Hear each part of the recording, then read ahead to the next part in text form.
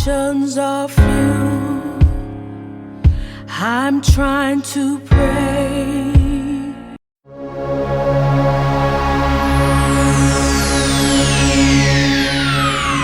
Ladies and gentlemen, may I have your attention, please? The show starts in 10, 9, 8, 7, 6, 5, 4, 3, 2, 1, go. Hey everyone, you guys, this year is flying. So, welcome to SC BookGals and Friends. It's another Tuesday night, and this is your girl, Patrice Grimball. How are you guys? I know that the holiday brings on uh, happiness for some, stress for others, for kids, that anticipation. So, I just want you guys to take a chance and breathe. Just breathe, okay? You don't have to get any thoughts together. Just take a moment and breathe. All right, there we go. So, tonight's author, y'all, we all know Miss Santa Claus, Mrs. Claus to be a wonderful person. She's chilling with Santa and they all lovey dovey. But somebody now made Miss Claus mad, y'all, because the book that our featured author tonight is bringing, I'm not even gonna tell y'all the title, okay? So I'm gonna let y'all see the title for yourself. Because when she sent me this book title, I said, "Oh, okay, let me find out." All right. So without further ado, I am going to bring up our feature author tonight, Miss Fatima Monroe. Come on up, girlie. Hi. Hi. So unfortunately, you guys, we won't be able to see her, but we do have her beautiful picture and that beautiful smile that she has. Is going to represent her tonight, okay? Because our girl is handling some business. So before we go any further, you have to tell us a little bit about yourself because I really want to get into this book here. You know what I'm saying? But let's talk about you first. Okay. Not a problem. I've been writing for, oh my gosh, I think it's been about 10 years now. I've got a pretty decent catalog out. Outside of writing, I'm I have a job where in corporate. And then I also took on another roles, and the role that I took on, I'm actually in training for currently. Um, Outside of that, I'm a mom. I like to travel and I love talking to people. Haven't done a book tour in about 5 years, but I think it's time for me to come. I think it's coming. I think there's a book tour in my future for next year. You know, everybody is starting to get out. I've gotten, I think about 3 to 4 invitations for book tours. Um, Hmm. One as far as Michigan. If Hmm. y'all know me, I don't like flying. I am afraid of heights. So Hmm. Michigan, y'all have fun. Trees on the Now, way. Michigan, I can tell you just from experience. I mean, not necessarily just the tours themselves, but Michigan as a state, that's a good time. Mhm. I mean, there's a lot of stuff to do, especially the book tours, the book events that are in Detroit or right outside Detroit or somewhere in that area. That's a good time. You're gonna have a blast if you can get over that fear of flying. You will have a ball. I can guarantee you that. See, that's I think I gotta get over this fear because everybody's telling me See, trees, you gotta you're travel. missing You gotta out. travel. But listen here. God gave me 2 feet that's supposed to stay on this ground. Yeah, These planes yeah. and I live next to an airport, you guys. See, y'all should see me. I literally sometimes when it gets real, I live next, very about 5 minutes away from the airport. Hmm. And then another 5 minutes away from the Air Force Base. Mm-hmm. There Oh, are times, yes, you hear we're talking everybody. everybody Mm-hmm. rattling up windows. Whew, okay. I know they keep your house shaking. What? And don't let it be a late flight and I'm sleeping. All you hear Mm-hmm. is this rumble coming, and I'm like, oh, here it goes. Sometimes, Mm-hmm. I just stood still because I was like, hey, that one they hovering in it. So scared. So 10 years. About 10 years. I know I started. I wrote my first book in April of 2015. So it's been about 10 years. So how does it feel to be in it for 10 years? It was surreal. That I can say. My first book, I cried. I mean, like when I sent my manuscript out to a few publishers, and everybody sent me back a contract. So when initially saw my name on that book, I mean, it was surreal. So, I mean, you're always chasing that first feeling that you initially had when you initially seen your name on that book. So 10 years, I mean, I hadn't really sat down and thought about it, but I mean, recently I was just like, oh wow, it's really been 10 years, honestly. So So do you still get that same feeling each time when you release a new book? I do. I still get those release day jitters. I still get that chill when I hit upload on Amazon. I mean, it's still very real for me, as if it's that first book releasing all over again 10 years ago. So, yes. I mean, it's a great feeling, and I love it. But yeah, I So mean, yeah, it's great. what made you want to become an author and to, because I know a lot of authors, they drop a book, they're Mhm. not, the book doesn't get the attention that it deserves, or the book Mhm. doesn't take off like they want to, so they're not like, all right, cool, I Mhm. tried to throw it away. But what Mhm. made you want to become an author and stick to it? When I wrote my first book, it was after I lost my dad in the hospital, because we lived in Georgia, and my dad was in Chicago. So my brother and I just kind of hopped on the road when we found out he was sick. And on that road drive up and then back down to Georgia, I mean, I did a lot of reading to try to get my mind off of what I was going to go see. Ultimately, I mean, even though you want everything to work out for the best, sometimes when that time is there, when you're going to lose that person or when you're going to lose a loved one. So it was more so me trying to get my mind off of that. So I wanted to tell a story. It didn't necessarily need to be my story. I just wanted to tell a story. So so that's how that initially came about when I wrote my first book. It was just kind of, So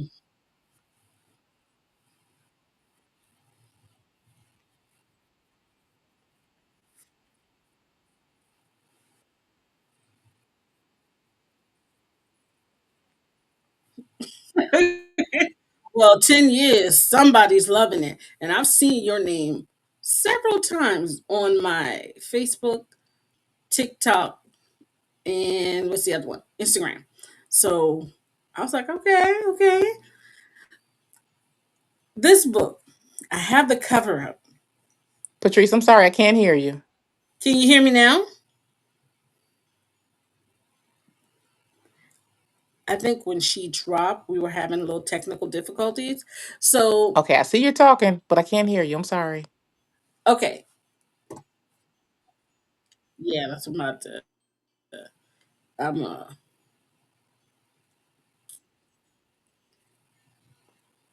can you hear? Let me see if maybe it's my phone. Okay, so I'm gonna do y'all, I'm about to do some sign language, okay? Go out. Go out. go out. So I'll just kick her out. If Hello, hello. Patrice, I'm so sorry. I'm gonna try and go out and come back in and see if that'll. So while she's going out and coming back in, you guys, I'm going to step in here and tell y'all, you guys have 2 more days to get your nominations in for the Inspiring Authors Book Gal Awards. 2 days, you guys, to say this person or this book or this individual deserves the title. 2 days. So have you entered your authors yet? Okay.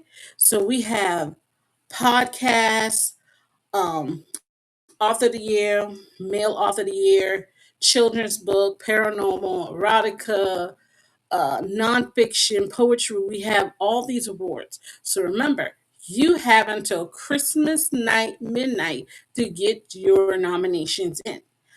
Now, when January 1st rolls around, I am going to have all the um, individuals who made the cut because the top three are going to go to the final round. Okay. I am going to contact them.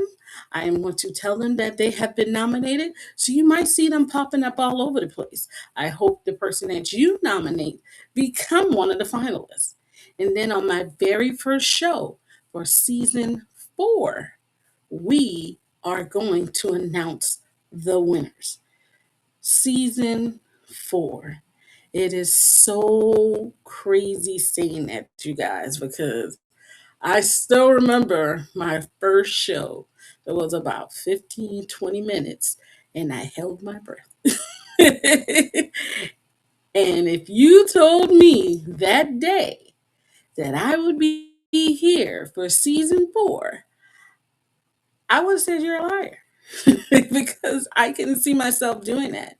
But now I can't see myself missing an opportunity to interact with you guys to kill that stigma of Black people don't read, or if you want to hide it from someone of color, put it in the book. I love to bring these authors up where they can tell you about their book, about their love of writing and what made them want to write and what writing does for them, and present their babies, their books that they have created. Okay. So remember, you have until Christmas. Okay. So what else do we have going on? The books are open for new interviews in 2026. So we're going to be doing this a little differently because I do know that there are some authors that just have stage fright, and I totally understand that. So what I've done is I've opened up my Sundays to do pre-recorded interviews for you guys, okay? So authors, if you want to talk about your books but you're afraid to do it live, I totally understand.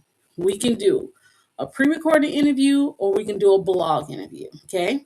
Pre-recorded is me and the author. We will come on a Sunday, come into the studio and we will record it and then we'll play it on a later podcast, okay? And or you could do a blog interview where I send you the questions, you send them back, and it'll appear on our blog on SCBookGalsandFriends.com, and possibly you could be the author of the month and be inside Inspiring Authors magazine. Okay. So those are two things that we have coming out in 2026. Still coming back with the book reviews, added on video reviews, learning some more about that, you guys. Got to get a little bit more of this social media content thing going on, but we'll be working on that. Okay. So we are still waiting for her to come back, but her book was called Miss Claus is a Serial Killer. She done made Miss Claus kill people, y'all. Father Christmas was my beginning, my middle, and my end, and I crave his presence forever in love with his essence. Santa Claus was the air I breathed until she discovered he was keeping secrets.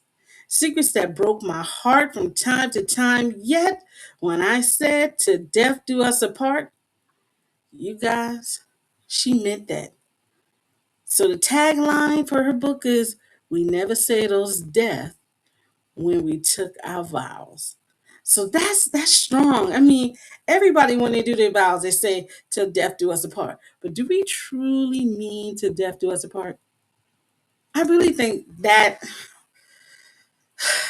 that's really shaky because some people take that a little bit too far, and some people they're just in love that we've had people say they die from a broken heart, whereas one individual dies first and then later on maybe month two three or maybe up to a year the next person dies, and they have a tendency to say they died of a broken heart. So that line to death do us apart, yeah, it can be kind of crazy. But her book is actually out. It's on Goodreads. It has a 4.2 rating. I've read a little bit. I can't tell y'all what happened, but let's just say Father Christmas, he, he shouldn't have did it. He just should have stayed faithful. This is one of those books whereas you should. It's one of those books. Okay, it's very short, very sweet. It's a novella, so it's like 83 pages long, you guys. And like I said, it is currently on Amazon, and she has it on her website. So, um, she still have a little difficulty getting in, but I will tell you more about her. I'll show you her catalog. She has been in the game, or when I say in the game, in the literary business for 10 years. And hold on. Can you hear me now? Okay, now why you got Miss Claus killing Santa? She didn't kill him. No, she didn't kill him, but come on, man. It's supposed to be Christmas. Why you give Miss Claus that deadly turn? Okay, so you guys, let me stop saying deadly. She was there. She was this close to there. Psychological thriller is one of the genres that is not really seen in the African American community. Okay. Hmm. Why did you decide to put Miss Santa Claus in a psychological thriller? Um, First off, why not? And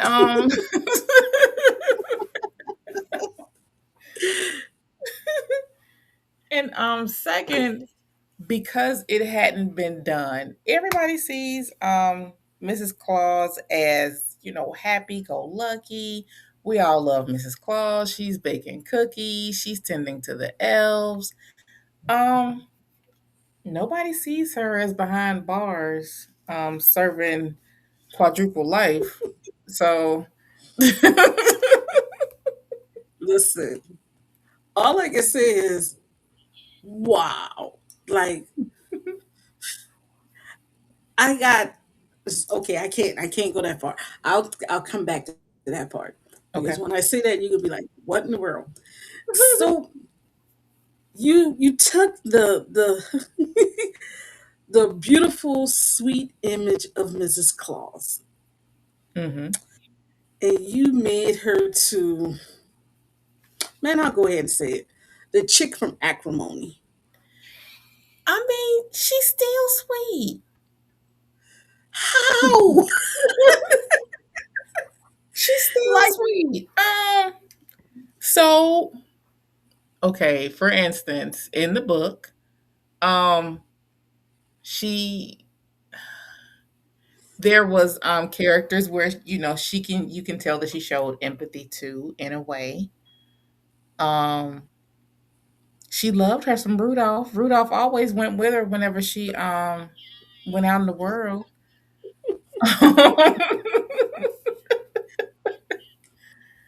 you guys, she literally put the Christmas in the psychological thriller. She literally turned my whole world of Christmas. I mean, you can't look at Santa Claus is coming to town the same anymore. Cause I Yeah. mean, Yeah. but what made you want to do this? I mean, I love the concept. I Hmm. love the flip. I Hmm. love that. It's um like there is a series of book in the library, you guys, that comes from the standpoint of the Disney villains, not Hmm. the princesses, but Ursula and the Wicked Stepmother. I love those because nobody ever hears the side of the bad guy. Even Right. there's a children's book that is called The True Story of the Three Little Big Pigs. And that was told by the wolf, and it is the cutest story, you guys. Hmm. And you did that with Mrs. Claus. Like, you didn't even think about doing it to Santa. You brought the innocent, well, she ain't old in this book. And I mean, y'all look at the beautiful picture of Mrs. Claus. God. You're so sweet.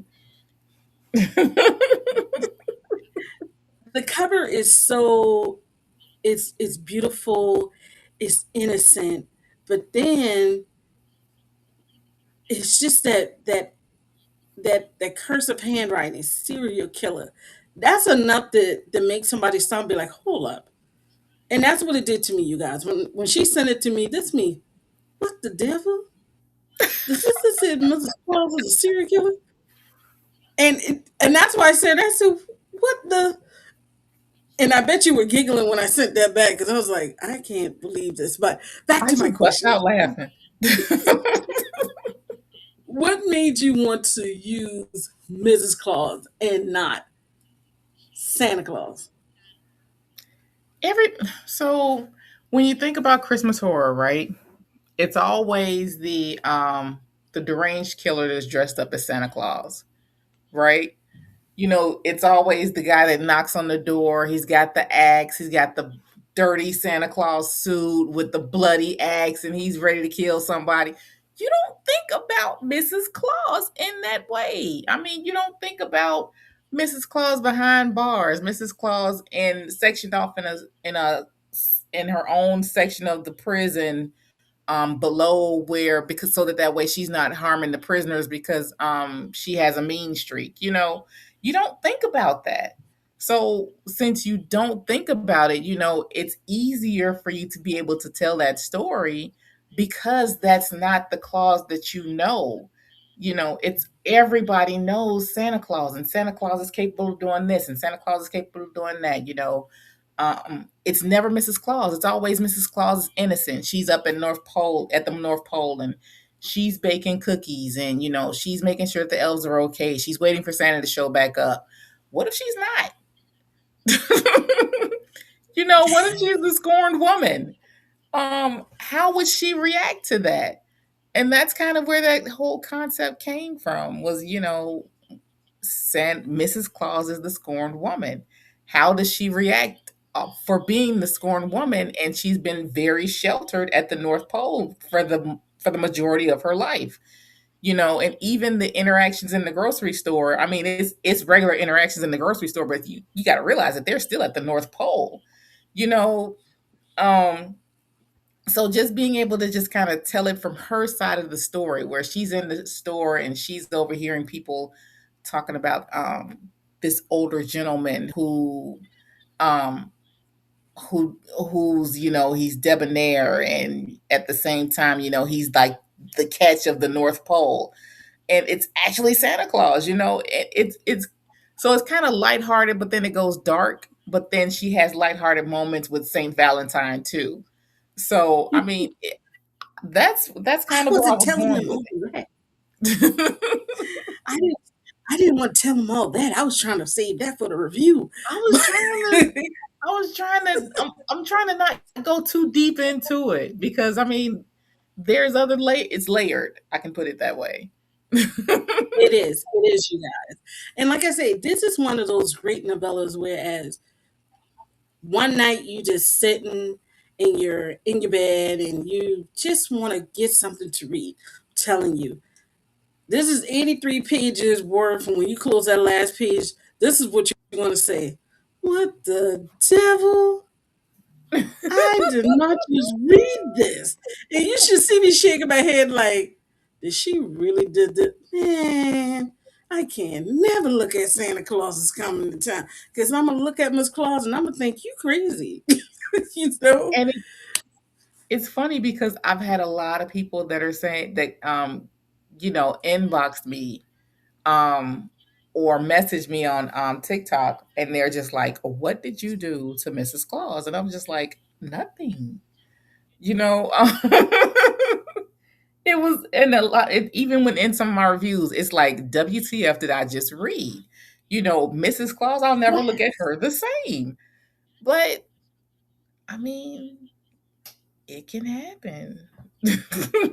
Yes, you guys, you literally thinking what the blank that I just read. And I love that. I love that. I love that. I love that. So I wasn't able to tell you about this segment of the show I have. It's called the Fun Questions. It's Okay. actually called the Hot Seat. We're going to take it there. Hmm. And this is going to be concerning your book. Okay. So the question is, if you could have any 90s R&B artist play Mrs. Santa Claus, Hmm. because Lifetime said we are making a movie out of this because we ain't never had nothing like this before. And I'm pretty Okay. sure Lifetime is never. Okay. Who would you get to play Mrs. Claus and why that individual? You said 90s R&B artist? 90s R&B artist. It's a toss up between Mary J. Blige and Tony Braxton, quite honestly. Um, Who? so because Tony's soulful, but I don't know, it's something in Tony's eyes where it's just like you can kind of tell that, she's kind of like a sneaky, she's a do dirt behind closed doors type. Hey, hold up. So you know they got the Braxtons, right? Mhm. That's what I've been saying for a while. That Mhm. Tony Braxton ain't as innocent as we think she is. You know what I'm saying? Right. Right. I Somebody is here with me. Somebody Right. is here. Even Tamar got some issues. But Now I get into Tamar is she's out about it. I mean, she's not hiding it. She's just like, this is me and this is what you get. Like it if you like it, don't if you don't, and that's what it is, but I'm not changing. But Tony, it's like you've got the Tony Braxton, the singer, and then you've got Tony Braxton. So and she made reference to that in the show. She said there's Tony Braxton and there is Tony Braxton. I'm thinking, mhm. oh, so, okay, I see you, girl. I see you. Okay, See, so and I now don't we got even Tony watch Braxton. Braxton, and I know that. Yeah, this season I had to hang out there. I said, y'all don't need to be on TV with all this. But anyways, we leave that alone. So we got Tony Braxton as Mrs. Claus. So Mhm. now we got to talk about the player, Okay. Mr. Claus, Santa Claus. If you can have any male from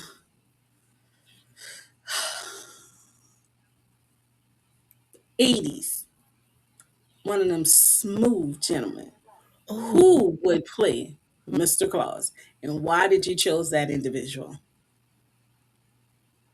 from the 80s. From the 80s. So we talking about, what is that? The OJs, Luther Vandross, Gregory Hines. Yeah. So Teddy Pendergrass wouldn't be in the 80s, huh? He'd be more 70s. I think Teddy would be in the 80s. I I think think he would Teddy. be. Let's see. I think he did came up with, or was he dead by then? I'm sorry. I didn't see No, that. we lost Teddy in early 2000s, I think. Teddy, yep, he had that Love TKO. Came out in Yeah. 1980. Yeah. Oh, I Me, didn't your say Teddy would be Mr. Claus. I could see that.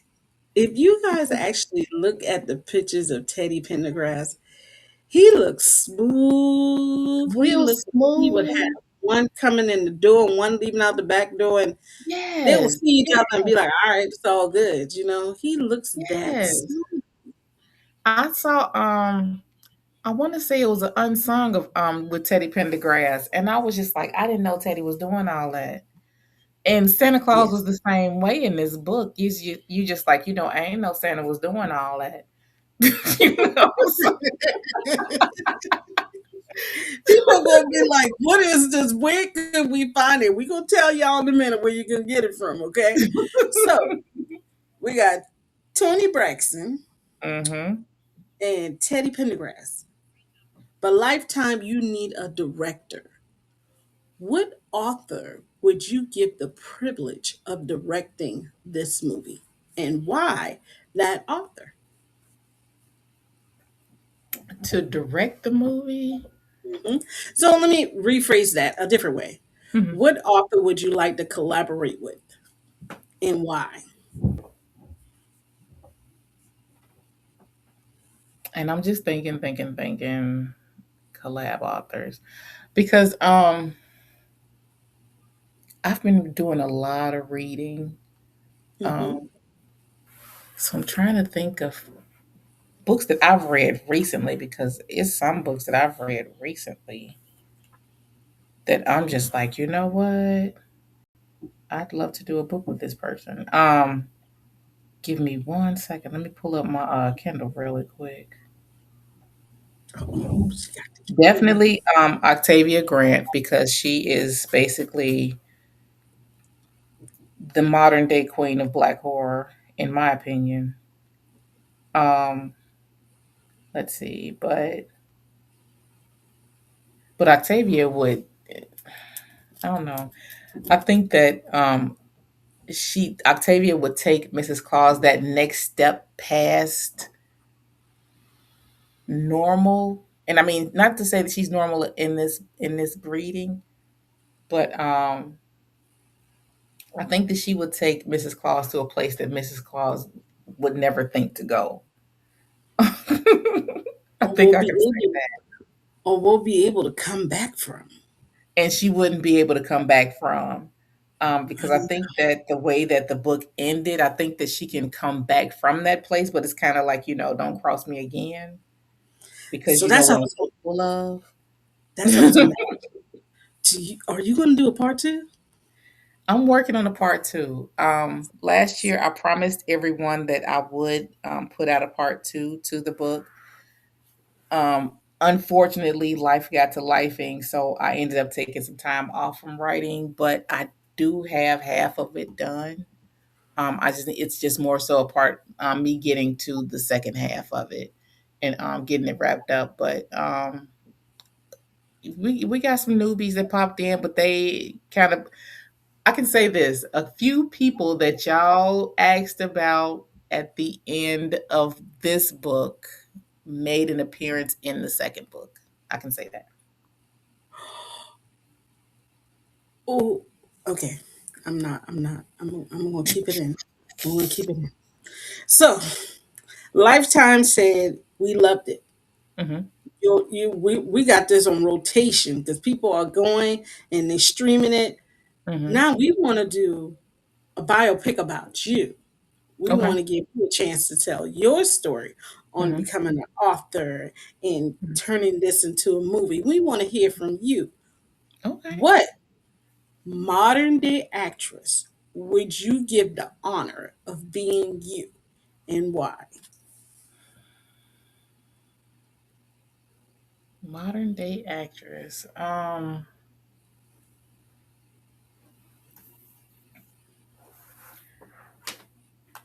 think I would have to go with. Bear with me 1 second.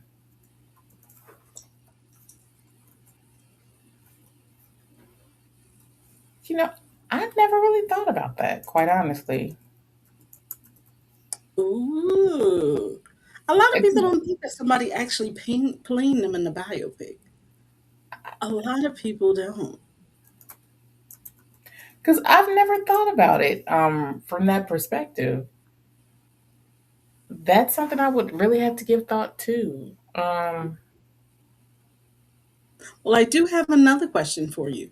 And Okay. this is a question that drew me when you just said this. Let me get my Kindle. How important is it for authors to be readers in your thought? Like, is it important for authors to be readers or It's is it very not? important. It's very important. Patrice, bear with me 1 second. I'll be right back. I am Sure. so sorry. Sure. And the reason why I asked that, you guys, is because there's a lot of authors who are not readers. And I'm so happy that she said that because I want to know, how do authors actually keep in contact with their craft? I mean, when you think about it, you want to be up to date and current with things. Just like musical artists, they need to be able to talk about the latest in music and the latest trends and things along that line. But how is it important for authors? Why don't a lot of authors read works by other authors? There's enough out here for everyone, but I really feel that sometimes authors kind of lose touch when they're not reading other authors' works. Not saying that you need to copy their work, not saying that you're judging their work, but you're just expounding yourself to see what is popular and what is not. So that's why I asked her that question about authors being readers. Okay, so you guys, we do apologize, but I have to comment on the dedication of Miss Fatima because, like she said early in the podcast, that she is in the middle of a training, but she didn't want to leave you guys out. So I'm going to tell you the book, Mrs. Claus is a Serial Killer, like I said before, can be found on Amazon and her website. Right now, I am looking at the Amazon, and it is currently $5.99. It is so worth that $5.99, you guys. Okay, so we would like to thank Miss Fatima for being with us tonight. We're not going to hold her any longer because we know that she has another obligation, and I don't want to hold you guys because I know some of y'all got gifts y'all need to wrap, places y'all need to go, and like Hello? me. Oh, you still here. And like I'm me, sorry. you still got to order. So, Miss Fatima, we want to thank you for being with us tonight. I am so very thankful for being with y'all tonight. And my apologies for having the technical issues going on. I am so sorry, Listen, but thank you. listen, I just had to comment on your dedication because you said, I'm going to be there. I'm going to present myself. I'm going to talk about my brand. I'm going to talk Hmm. about my book, but I still got this obligation. Girl, you just Hmm. made it do what it do. Okay. You just made it do what it do. Thank And she you. did that also too with this book. I told them the book is on Amazon. Hmm. I just noticed, and when you said that this book was published last year. It was. Yep. So you guys know my tagline. There's no such thing as an old book because not everybody has read every book. Very This true. book read like she just published it yesterday. I was shocked when I went back and I know this is last year. It read like she just wrote this yesterday. I'm Oh, waiting on part two. and I So have I'm dropping two more books this Christmas on Christmas Day. They're not the Claus books though, okay. but I am dropping So two Christmas books on Christmas Day. Love stories, and then I promise y'all I'm gonna have Mrs. Claus out, and I'm trying to do Mrs. Claus and Saint Valentine in the same vein. So I'm trying to drop them both around the same time, probably mid January. But I'm working on it. I swear I'm working on it. But I do have two books dropping Christmas Day. so you guys, when the books drops, I will automatically share them on my page so you guys can grab them. I think I'm gonna go ahead and go back into my Kindle Unlimited because see, I don't want to miss nothing. I feel like a kid in a candy store, just grabbing all the books. But before we let you go, can you tell us where we can follow you, where we can find your books? I know you Mm-hmm. got some projects coming, some um, author appearances coming up, but you're going to contact with me later about Mm-hmm. that. But Mm-hmm. just give us the rundown before you leave. Okay, before I go, of course, I'm on Amazon KU. You can also go to my website at Monroe Publications, Monreau publications.com for my books, for any paperbacks. And also, I do have a couple books that are on Walmart.com actually. So if you go in, type in Fatima Monroe, I've got a couple books that'll pop up there.